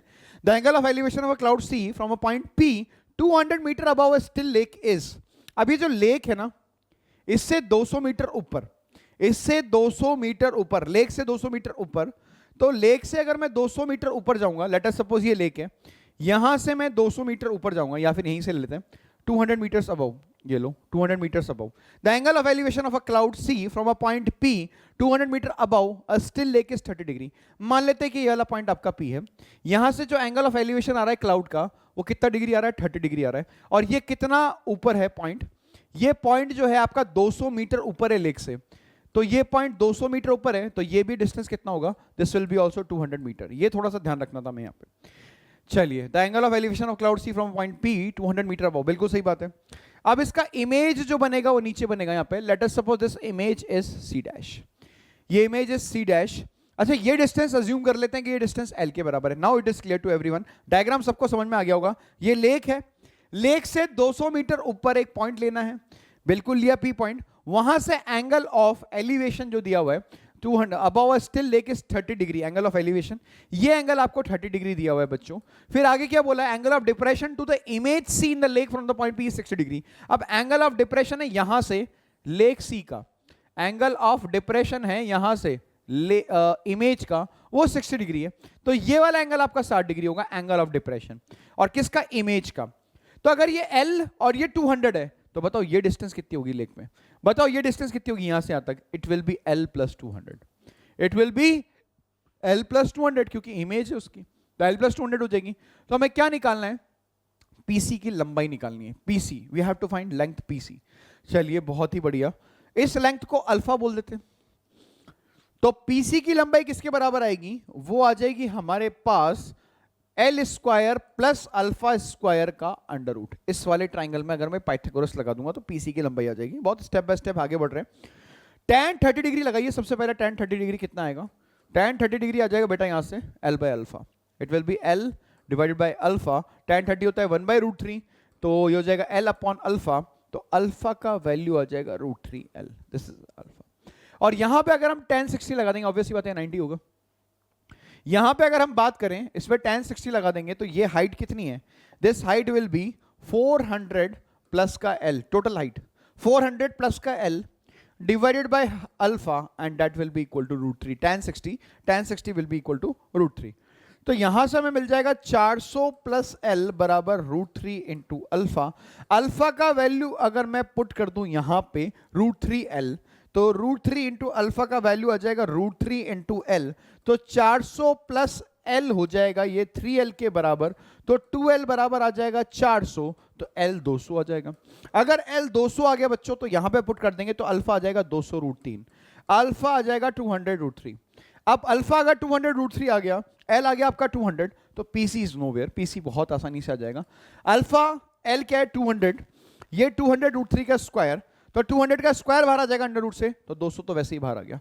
अंदर कितना बचेगा? L में तो केवल 1 बचेगा, यानी 1 का स्क्वायर, और यहां बचेगा √3 का स्क्वायर जो कि 3 हो जाएगा, तो ये हो जाएगा 4 का अंडर रूट 2, तो ultimately the answer will be 400। तो हमारा सही आंसर जो हो जाएगा वो 400 के बराबर हो जाएगा। अब क्वेश्चन में ट्रिक क्या थी? ट्रिक ये थी कि हमने डायग्राम बनाने में गलती नहीं करनी है। अब मेरे से शुरुआत में थोड़ा सा ऐसा हुआ गलती, है ना? ऑब्वियसली बात है कि आप गलती तो करोगे डायग्राम में। यहां ऐसा बोला गया था कि लेक से 200 मीटर ऊपर उस पॉइंट का एंगल ऑफ एलिवेशन 30 डिग्री है, मैं सीधा लेक से उसका एंगल ऑफ एलिवेशन 30 डिग्री लेने वाला था। तो if I made a small mistake then it will commit my question to be wrong. सही है, तो इस बात का ध्यान रखना आपको, है ना? राइट। चलिए आगे बढ़ते हैं नेक्स्ट प्रोसेस की तरफ। अगली बात बी ऑप्शन हो जाएगा इसका। अगला सवाल एक और देखिए, आप लोग करिए सवाल को अटेम्प्ट फटाफट से। चलिए तो अटेम्प्ट करते हैं. Two poles standing on a horizontal ground are of height 5 and 10 respectively. The line joining their tops make an angle of 50 degree with the ground. Then the distance between the poles is. चलिए diagram बनाते हैं. एक पोल यहां पर है, पहले तो एक ऐसे खींच देते हैं. एक पोल यहां पर है, इस तरह से अपन ने इसको ज्वाइन कर दिया. दूसरा पोल यहां पर है. लेट अस सपोज एक पोल की हाइट जो आपको दे रखी है वो 10 मीटर दे रखी है, right. This is 10 metres and this is 5 metre, right. If I join this like this, तो ये आपका एंगल ऑफ एलिवेशन दिया हुआ है. The angle the tops make an angle of 50 degree with the ground, 15 degree. ये angle आपको 15 degree दिया हुआ है बालक, और आपको निकालना क्या है, दोनों पोल्स के बीच की distance. Let us suppose this distance is x, तो ये भी कितना हो जाएगा, x हो जाएगा. तो हमें x चाहिए, तो ये कितना डिग्री होगा, ये भी 15 डिग्री होगा, ऑब्वियस सी बात है. और अगर हम बात करें इसकी, ये 5 मीटर है, ये 5 मीटर, तो ये भी कितना हो जाएगा, ये 5 मीटर हो जाएगा, इतना वाला अंदर वाला, क्योंकि टोटल 10 है, तो ये 5 है तो ये भी 5 हो जाएगा. तो 10 15 डिग्री कितना हो जाएगा. सबसे पहले तो इस वाले ट्रायंगल में देखो, छोटू ट्रायंगल में 10 15 डिग्री जो हो जाएगा वो हमारे पास कितना हो जाएगा, 10 15 degree will be equal to 5/x. तो 10 50 डिग्री हो जाएगा कितना, ऑब्वियसली बात है, it is √3 - 1 upon √3 + 1 and that will be equal to कितना, 5/x. आप चाहो तो रैशनलाइज कर लो इसको. अगर आप √3 - 1 अपॉन √3 + 1 को रैशनलाइज करोगे तो ये आ जाएगा कितना, √3 - 1 अपॉन √3 - 1. नीचे तो कितना बचेगा, 2 बचेगा. ऊपर कितना बचेगा, √3 - 1 का होल स्क्वायर यानी 3 + 1 - 2 √3, तो it will be 2 - √3. That will be equal to 2 - √3, right. तो यहां से x का वैल्यू आ जाएगा 5 divided by 2 - √3.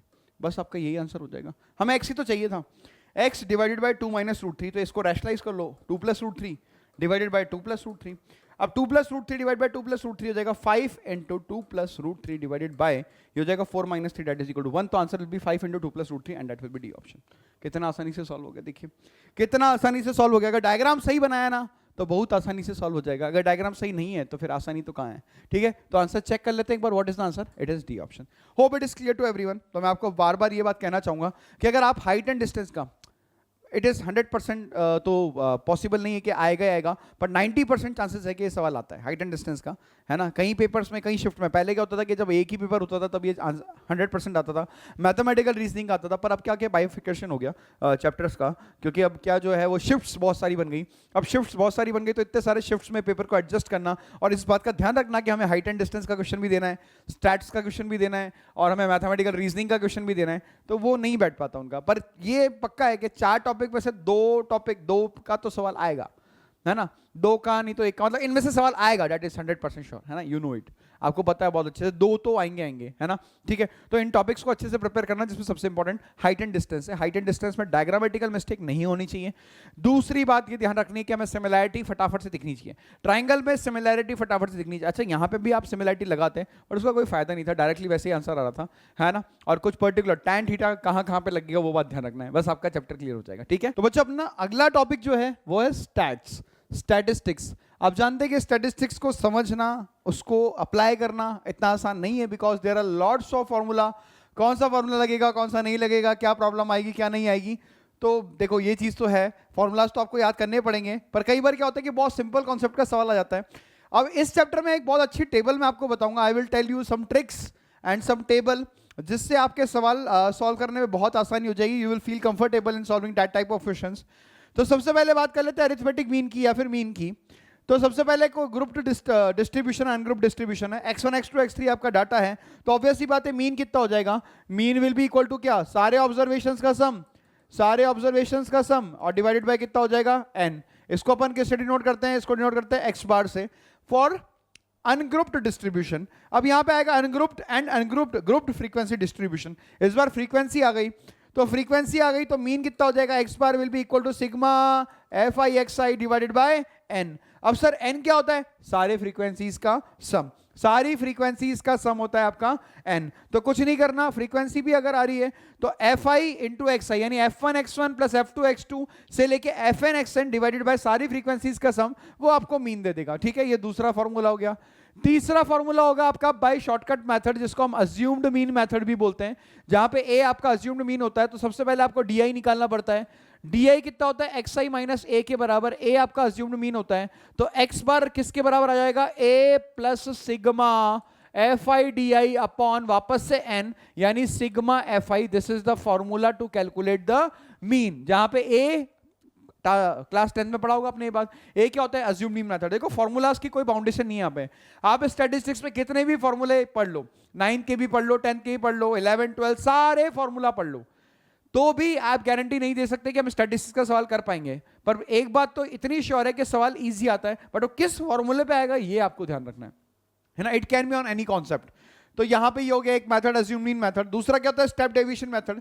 Step deviation method में आपको यूआई निकालना पड़ता है। यूआई होता है आपका DI divided by H. DI क्या होता है एक्सआई माइनस ए, और XI minus A divided by H. तो एक्स बार हो जाएगा A plus sigma F I U I divided by N, into में क्या आ जाएगा एच। तो ये चार तरीके से आप मीन निकाल सकते हैं। सबसे पहला मेथड सिंपल मेथड, दूसरा फ्रीक्वेंसी वाला जिसमें एफ आई एक्स आई आ जाएगा, तीसरे वाला अज्यूम्ड मीन मेथड। तो डी आई बराबर एक्स आई माइनस ए, तो x bar will be equal to a plus sigma F i d i divided by n. तो ये फॉर्मूला आप यूज, अज्यूम्ड मीन कैसे निकालते हैं ये आपको आना चाहिए। How to select assumed mean, हम सवाल भी करेंगे अभी, ठीक है। चलिए आगे बढ़ते हैं। ये है आपकी मोस्ट इंपॉर्टेंट टेबल जो आप स्क्रीन पे देख रहे हैं, बहुत ज्यादा ज्यादा ज्यादा ज्यादा इंपॉर्टेंट टेबल है। इट्स लाइक डोरेमोन का गैजेट, है ना। इट्स लाइक डोरेमोन का गैजेट, जैसे बोलता है ना कि डोरेमोन कुछ प्रॉब्लम होगा ये गैजेट निकालो, मुझे होमवर्क करना है, ये वो, है ना। तो वो ऐसा गैजेट है जिसका हर प्रॉब्लम का सोल्यूशन है। अब हर प्रॉब्लम का सोल्यूशन क्या, आप ध्यान से देखना, मैं जो आपको बता रहा हूं यहां पे हमारे पास जो लिखी हुई है वो लिखी हुई ऑब्जर्वेशंस। अगर ऑब्जर्वेशंस के साथ आपने कुछ भी चेंजेस किया तो बाकी चीजों पे क्या चेंजेस होंगे वो मैंने यहां पे डिस्प्ले पे आपके सामने लिखा हुआ है।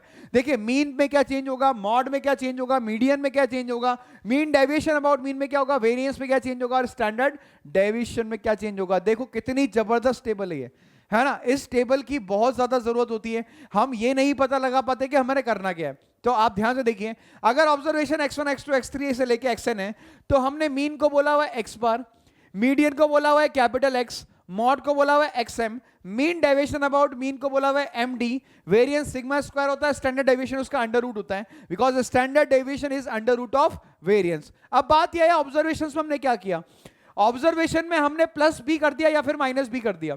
अब बी जो है मैं या तो प्लस बी भी लिख सकता था क्योंकि बी नेगेटिव भी हो सकता है पॉजिटिव भी हो सकता है, तो आपको ऐसा लगता है कि मतलब सब्ट्रैक्ट नहीं कर सकते, इसलिए मैंने प्लस माइनस बी लिख दिया। तो x1 plus minus b, x2 plus minus b से लेके xn प्लस माइनस बी। अब यहां तक अगर मैंने लिखा है तो ऑब्जर्वेशन में क्या क्या चेंजेस होंगे, मीन चेंज होगा क्या, यस उतने से ही चेंज होगा। अगर कुछ ऐड किया है तो मीन भी उतने से ऐड होगा या सब्ट्रैक्ट होगा, मीडियन भी उतने से ही ऐड होगा और सब्ट्रैक्ट होगा, मॉड भी उतने से ही ऐड होगा सब्ट्रैक्ट होगा, बाकी सब चुपचाप बैठ के दिखते रहेंगे। मीन डेविएशन सेम रहेगा, वेरिएंस सेम रहेगा, स्टैंडर्ड डेविएशन सेम रहेगा। It is clear to everyone, सबको ये बात समझ में आई कि हमने कोई भी क्वांटिटी को ऐड किया, सब्ट्रैक्ट किया, मीन डेविएशन अबाउट मीन में कोई इफेक्ट नहीं होगा, वेरिएंस में कोई इफेक्ट नहीं होगा, स्टैंडर्ड डेविएशन में कोई इफेक्ट नहीं होगा, इफेक्ट होगा मीन, मीडियन और मॉड पे। अब हमने क्वांटिटी से मल्टीप्लाई किया, अब वो क्वांटिटी नेगेटिव भी हो सकती है और पॉजिटिव भी हो सकती है, या डिवाइड भी किया, हम भाई a को हम 1/2 भी ले सकते हैं। तो ax1 ax2 ax3 से लेके axn, तो मीन पे क्या फर्क पड़ा, a into x bar, median a into capital X, mod a into xm। अब बात करते हैं मीन डेविएशन अबाउट मीन की, ये हो जाएगा mod a into mean deviation. अगर मान लो a का वैल्यू -2 है तो ये ट्वाइस ऑफ मीन डेविएशन हो जाएगा, ये बात ध्यान रखना। Mod a into mean deviation, variance में मॉड a का square into sigma square, sigma square तो पहले ही था, उसको किससे मल्टीप्लाई कर दिया, मॉड a के स्क्वायर से, और स्टैंडर्ड डेविएशन में तो mod a into sigma. Similarly multiply भी कर दिया और ऐड भी कर दिया, a x1 प्लस बी, यानी a से तो मल्टीप्लाई और b को ऐड, तो यहां तो वही सेम चीज आएगी, यहां भी वही सेम चीज आएगी, यहां भी वही सेम चीज आएगी, पर यहां पे mod a into mean deviation, mod a का स्क्वायर इंटू सिग्मा स्क्वायर और mod a into sigma. Hope it is clear to everyone. ये है ना, मतलब क्या बोल सकते हैं इसको, जादुई टेबल है ये, जादुई टेबल है ये, इसको याद रख लेना अच्छे से, बहुत अच्छे से, वेरी वेरी इंपॉर्टेंट टेबल। कई बार ऐसा होता है कि इस तरह के सवाल पूछे जाते हैं और हम फंस जाते हैं, हम ये चीज ही कैलकुलेट करने में बैठ जाते हैं कि यार उस पर क्या इफेक्ट होगा, what will be the effect on variance. अगर उसने बोला इफेक्ट क्या होगा वेरिएंस पे, तो वहीं लौट गए, हम तो लौट गए ना, लोटा लेके बैठ गए, वहीं पे नहीं हो पाएगा आगे। चलिए आगे बढ़ते हैं, एक सवाल करते हैं, मेंस में पूछा हुआ सवाल है। Let x bar m and sigma square be the mean, mode and variance of n observations. तो डी आई आपको दिया हुआ है कितना, यानी अगर मैं आपसे बोलूं कि मुझे D1 कैलकुलेट करना है तो वो आएगा कितना, -x1 माइनस ए। अगर मुझे D2 कैलकुलेट करना है तो वो आएगा -x2 माइनस ए। मुझे D3 कैलकुलेट करना है तो -x3 माइनस ए आएगा। इस तरह से लास्ट में Dn जो आएगा वो आएगा -xn माइनस ए, इस तरीके से। अब आपको बताना है कि वेरिएंस क्या होगा D1 D2 D3 Dn का, क्या वो सिग्मा स्क्वायर के बराबर होगा, आपको बताना है स्टेटमेंट 1 और स्टेटमेंट ट्रू है कि फॉल्स है। तो भाई साहब एक बात बताइए, अगर वेरिएंस निकालना है मुझे d1 d2 d3 dn का, तो सबसे बात तो वेरिएंस पे कोई फर्क नहीं पड़ता अगर कोई क्वांटिटी को सब्ट्रैक्ट कर रहे हो, यानी आपने सारी क्वांटिटीज में से a को सब्ट्रैक्ट किया, कोई फर्क नहीं पड़ेगा। पर फर्क कब पड़ेगा? मल्टीप्लिकेशन करने पे। अब मल्टीप्लाई आपने किससे किया? केवल -1 से। तो वेरिएंस क्या होगा इसका वेरिएंस जो आएगा वो बराबर आएगा मॉड a का स्क्वायर, याद आ रहा है, इनटू में सिग्मा स्क्वायर। तो मॉड a का स्क्वायर मतलब -1 का स्क्वायर इनटू सिग्मा स्क्वायर, यानी ये अकेला फिर से सिग्मा स्क्वायर हो गया। और वही बात बोलिए कि पहले सिग्मा स्क्वायर था, क्या अब भी सिग्मा स्क्वायर रहेगा? यस। तो S1 आपका ट्रू हो जाएगा। S1 is true statement, S1 is true. Is it clear everyone? अब आपके सामने सवाल आया था तो आप क्या करते? धज्जे उड़ जाती, मैं बता रहा हूं। आप लोग उसको प्रेडिक्ट नहीं कर पाते कि होने क्या वाला है। You will use the formula, फिर ऑब्जर्वेशंस को पुट करके देखेंगे, या फिर ये सोचेंगे हम 2-3 ऑब्जर्वेशन ले ले उससे चेक करके देख लें। ठीक है, तो बेटर ये कि आप उस टेबल को याद रखो यार, उससे बेस्ट कुछ नहीं है। Mean and mod of d1 d2 d3, इनका मीन एंड मॉड बताना है। भाई मीन पे भी वही इफेक्ट होगा जो ऑब्जर्वेशन पे इफेक्ट हुआ है, मॉड पे भी वही इफेक्ट होगा जो ऑब्जर्वेशन पे हुआ है। यानी मीन आपका x बार था तो आंसर में दिखना चाहिए -x बार -a। मॉड आपका कैपिटल M था तो ऑब्जर्वेशन में दिखना चाहिए -m -a। देखो ऐसा दिखाई दे रहा है क्या स्टेटमेंट में? -x bar -a and -m -a, इसका मतलब स्टेटमेंट ट्रू भी ट्रू है। तो स्टेटमेंट 2 भी आपका क्या हो गया? ट्रू। मैंने 4 ऑप्शन बना के नहीं दिए, पर अगर देता तो क्या होता कि S1 is true and S2 is true. ये दोनों के दोनों स्टेटमेंट क्या होते हैं बच्चों? ट्रू हो जाते हैं। ये दोनों स्टेटमेंट आपके ट्रू हो जाते हैं। Very very very important concept. Please please please मैं आप सबसे बोलना चाहूंगा, इस टेबल को याद करना बहुत आसान, it is not difficult. Mean median mod पे वही इफेक्ट होता है जो इफेक्ट ऑब्जर्वेशन पे हो रहा होता है। Mean deviation about mean, variance और स्टैंडर्ड डेविएशन में मॉड ए से मल्टीप्लाई हो जाता है, मल्टीप्लाई होने पे वो भी, पर वेरिएंस में मॉड ए के स्क्वायर से मल्टीप्लाई हो जाता है। अब देखो मैंने याद भी करवा दिया, इससे ज्यादा तो I can not give anything. आप देख सकते हैं सब में मॉड ए से मल्टीप्लाई होगा, ये तो सेम रहेंगे। ऐड करने पे, सब्ट्रैक्ट करने पे there is no changes. Multiplication करने पे ये मॉड ए से मल्टीप्लाई हो जाएगा, ये मॉड ए स्क्वायर से मल्टीप्लाई हो जाएगा, और ये मॉड ए से मल्टीप्लाई होगा। Hope it is clear. Give a thumbs up, है ना? गुड। चलिए आगे बढ़ते हैं, ये सवाल भी खत्म हो चुका है। नेक्स्ट आगे बढ़ते हैं। अगला क्या है? Mod. In a frequency distribution, the mod is the value of that variate which have the maximum frequency. जिसका सबसे ज्यादा frequency होगा वही mod होगा। या आप ऐसे भी कह सकते हैं the term which is occurring या which is coming maximum number of times will be the mod। सही है बात? चलिए आगे बढ़ते हैं। मॉड निकालने के अलग अलग तरीके देखते हैं। For ungroup distribution the value of that variate which is repeated maximum number of time, जो वेरिएट सबसे ज्यादा maximum number of time repeat कर रहा होगा वही आपका क्या होगा? मॉड होगा। और frequency distribution the value of that variate which have the maximum frequency, वही बात है ना? ये फॉर्मूला हम याद रख सकते हैं अगर चाहो तो, है ना? First we find the class which have the maximum frequency, this is modal class. जिसकी सबसे ज्यादा फ्रीक्वेंसी होगी उसी को आप मॉडल क्लास बोलेंगे। और यहां पे L क्या होता है? लोअर लिमिट होती है मॉडल क्लास की। F0 होता है frequency of the model class, उससे पहले वाले की फ्रीक्वेंसी F1, उससे बाद वाले की फ्रीक्वेंसी F2, और H होता है आपका क्लास इंटरवल जो उनके बीच का गैप होता है। तो this is the formula to calculate mode. L plus F0 minus F1 upon twice of F0 minus F1 minus F2 into में H। थोड़ा सा लेंदी है, हालांकि इस पे सवाल आना इतना वो नहीं है, मतलब फ्रीक्वेंट नहीं है कि इस पे सवाल आ सकता है इस फॉर्मूले पे, क्योंकि इतना बड़ा टेबल वो बना के देंगे नहीं। और ऑब्वियसली बात है, चलो आपको ध्यान तो रखना है ना, फॉर्मूला तो याद रखना है। देखो मैं तो ये चाहता हूं कोई भी सवाल ना छूटे। There is no question left for you guys to be left, है ना? ऐसा कोई सवाल लेफ्ट नहीं होना चाहिए जो आप लेफ्ट कर दो, है ना? अदरवाइज तो क्या होगा? आपके कॉलेज लेफ्ट हो जाएंगे। चलिए, तो lower limit of model class ये आपका L होता है। मॉडल क्लास क्या होती है? जिसकी सबसे ज्यादा फ्रीक्वेंसी होती है, जिसकी सबसे ज्यादा फ्रीक्वेंसी होती है वही आपकी मॉडल क्लास होती है। L होता है लोअर लिमिट, F0 होता है उस मॉडल क्लास की फ्रीक्वेंसी, F1 उससे जस्ट ऊपर वाले की फ्रीक्वेंसी, F2 उससे जस्ट नीचे वाले की फ्रीक्वेंसी, और H होता है आपका क्लास इंटरवल जो इंटरवल्स के बीच का गैप होता है, दैट इज कॉल्ड मॉड। ठीक है, चलिए आगे बढ़ते हैं। Next, relation between mean, median and mod, ये हमें ध्यान रखना है। ये रिलेशन बहुत इंपॉर्टेंट है। Mode is equal to 3 times of, ये जरूर याद रखना है ना, ऐसा नहीं है कि ये छोड़ दो। Mode is equal to 3 times of median minus 2 times of mean. Mode is equal to 3 times of median minus 2 times of mean. याद रहेगा, है ना? इसको अक्सर भूल जाते हैं, कहाँ मॉड आएगा, कहाँ मीन आएगा, कहाँ मीडियन आएगा, है ना? काफी बार ऐसा होता है कि बच्चे इसको स्किप कर जाते, मतलब स्किप इन द सेंस भूल जाते हैं। तो mode is equal to 3 times of median minus 2 times of mode. In a moderately estimated distribution of following is the relation between, बिल्कुल ये रिलेशन होता है। Median always lie between mean and mod, ये ध्यान रखो आप, इससे ध्यान रखो। मीडियन ऑलवेज लाई, देखो क्या होता है कि स्टेटमेंट वाला सवाल आ गया। अब इस स्टेटमेंट वाले सवाल में इस तरह के पॉइंट्स, ये पॉइंट मैंने जानबूझ के लिया है ताकि आपको स्टेटमेंट वाले सवाल में प्रॉब्लम ना आए। Median always lie between mean and mode for a symmetric distribution, the mean median mode are coincide, है ना। इसको छोड़ दो, बस आप ये याद रखो कि मीडियन जो हमें होगा हमेशा मीन और मॉड के बीच में आएगा, और mode is equal to 3 times of median minus 2 times of mean, 3 times. अब इसके लिए आप कोई भी डायलॉग बना लेना, इसको याद करने के लिए अपनी मर्जी से कोई भी डायलॉग बना लेना। मेरे पास है पर मैं नहीं बता रहा आप लोगों को, अपने आप बनाना, अपना अपने डायलॉग अपने आप बनाओ, है ना, एक्सपेरिमेंट करो तो याद रहेगा। Mode is equal to 3 times of median minus 2 times of mean. चलिए आगे बढ़ते हैं फटाफट से। वेरिएंस एंड स्टैंडर्ड डेविएशन, देखो बहुत इजी सी बात मैं आपको बताता हूं। वेरिएंस को अपन ऐसे लिख सकते हैं, वेरिएंस ऑफ एक्स, या फिर इसको सिग्मा स्क्वायर भी लिख सकते हैं। और आपको बस सिंपल सा एक फॉर्मूला याद रखना है। वो फॉर्मूला क्या है? ई एक्स का स्क्वायर माइनस ई एक्स का होल स्क्वायर। सबसे मैक्सिमम सवाल इसी पे पूछेगा, सबसे मैक्सिमम सवाल इसी फॉर्मूले पे पूछेगा, याद रखना। ये फॉर्मूला सबसे ज्यादा इंपॉर्टेंट है। सर ये फॉर्मूला कैसे आया? बहुत इजी है sir. What is E x? E x का मतलब होता है आपका एक्सपेक्टेशन, ई एक्स का मतलब होता है आपका एक्सपेक्टेशन या फिर मीन, एक्सपेक्टेशन या फिर मीन। अब यहाँ पे ई एक्स स्क्वायर का मतलब सारे ऑब्जर्वेशन का स्क्वायर किया मैंने।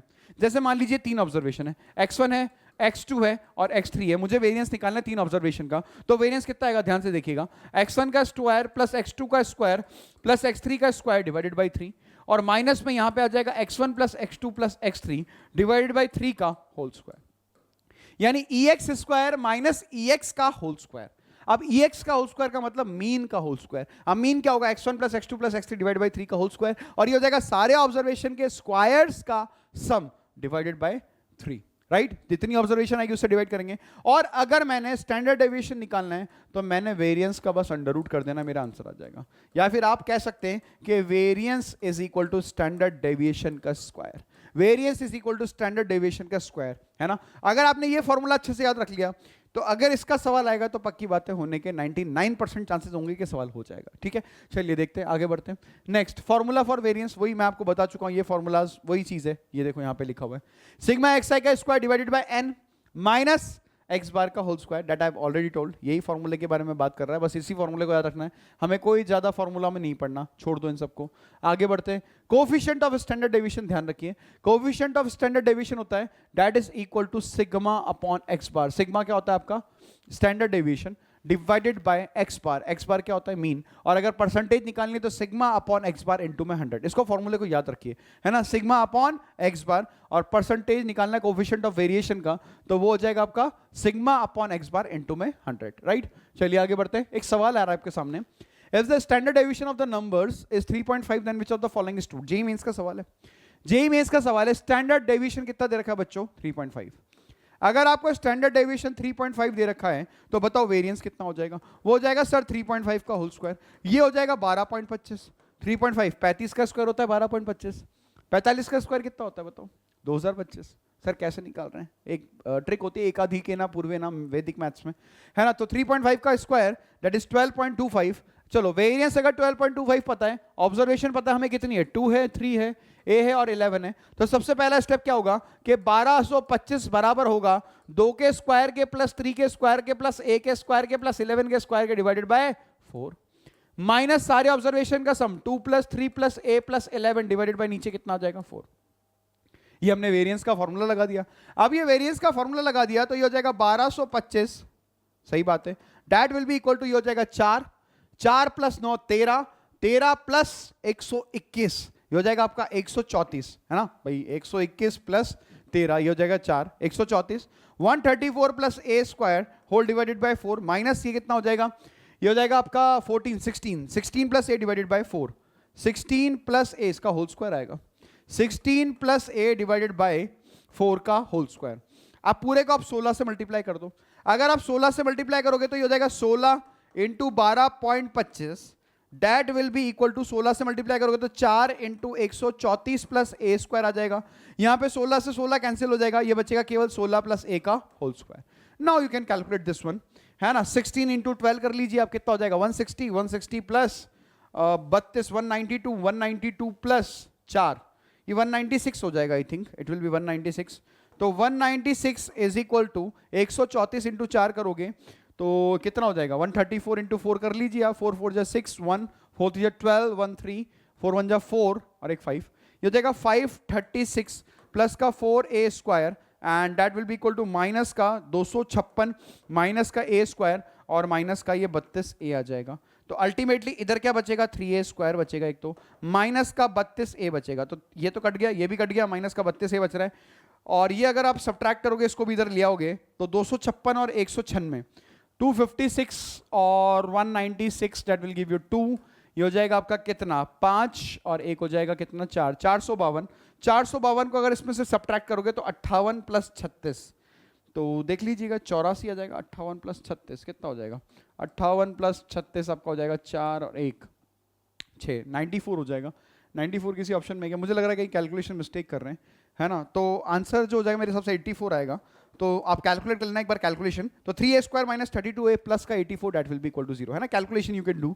तो इसका सही आंसर जो होगा मेरे हिसाब से ये 3a square minus 32a plus का 84। तो ये सवाल जेईई में से पूछा गया था। अब सिंपल सा सवाल था यार, स्टैंडर्ड डेविएशन दे रखा है, वेरिएंस निकाल लिया आपने, इसका स्क्वायर करके, ऑब्जर्वेशंस आपको पता थी, तो वैल्यू किसका निकालना था, ए का वैल्यू तो निकालना ही नहीं था, केवल एक रिलेशन निकालना था ए में, जो कि हमारे पास बी ऑप्शन हो गया। ठीक है, चलिए आगे बढ़ते हैं नेक्स्ट सवाल की तरफ। अगला सवाल क्या है, the mean deviation of the mean of the numbers 1 1 plus d से लेके 1 plus 100d from their mean is 255 then the value of d is। तो मीन डेविएशन अबाउट मीन की अगर बात करें, मीन डेविएशन अबाउट मीन की बात करें तो वो होता है sigma xi minus x bar divided by n।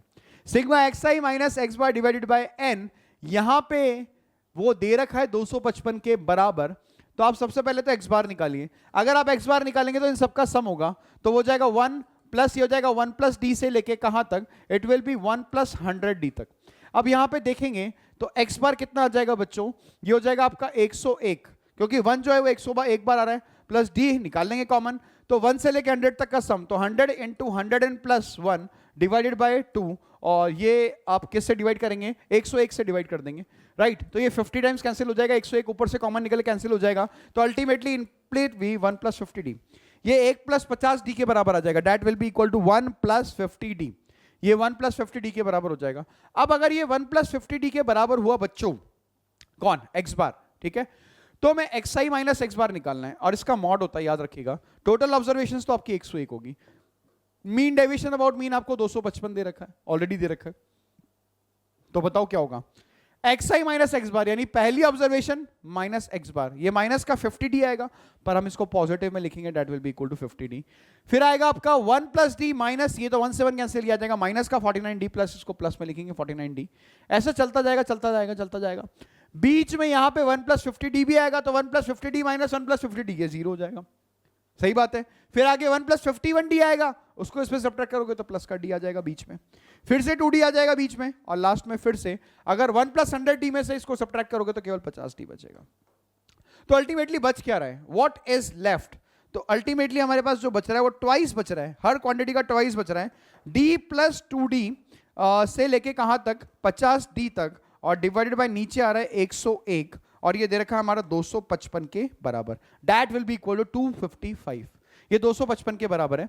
तो ये आ जाएगा 255 that will be equal to 2 divided by 101, हम इसमें से d कॉमन निकाल लेते हैं, ये 50 नेचुरल नंबर का सम होगा, तो ये होगा 50 इंटू 50 प्लस 1 यानी 51 डिवाइडेड बाय 2, ये 2 से 2 तो कट जाएगा बच्चों, ठीक है। अब 51 की टेबल से 255, क्या बात है, क्या कॉम्बिनेशन है, 5 बार कट जाएगा, तो अल्टीमेटली बचेगा क्या, ये कितनी बार कट जाएगा, ये आपका कैंसिल आउट हो जाएगा, कुछ गड़बड़ तो नहीं हो रही यहाँ पे, anything which is left behind, यहाँ पे 2 से 2 कट गया, ये हो जाएगा 100, और ये कितनी बार कट जाएगा, 50 into 50 plus 1 divided by 2, calculation को चेक कीजिए, यहाँ पे ये हो जाएगा 255। अगर मैं कैलकुलेशन चेक कर रहा हूँ, यहाँ कुछ गड़बड़ हो रहा है, कुछ तो मिस्टेक हो रहा है, हाँ मिस्टेक पता लग गया मुझे, क्या मिस्टेक है, दोबारा से देखना पड़ेगा, 1 मिनट रुको, कैलकुलेशन फिर से करेंगे हम लोग यहाँ पे।